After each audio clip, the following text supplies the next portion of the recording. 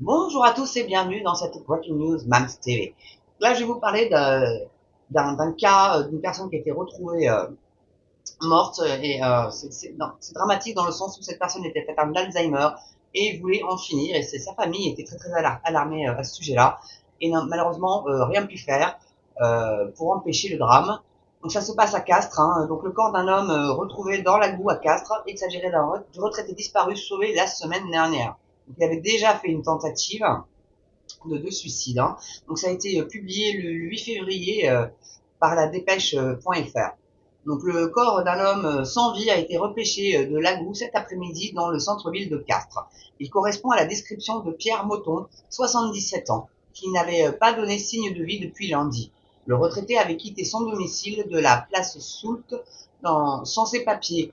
Sa sœur Josette avait alerté le commissariat et les hôpitaux sur la volonté d'en finir de son frère qu'il ne cachait plus depuis des mois. Et encore depuis décembre dernier, quand il a appris qu'il était atteint donc, de la maladie d'Alzheimer. En exercice depuis ce matin dans la rivière et prévenu du contexte par les policiers castrais, les pompiers ont découvert donc le corps vers 15h15 au niveau de l'embarcadère du pont Tourcaudière, au même endroit où il avait été sauvé par Laurent, un père de famille castrais, mardi 30 janvier.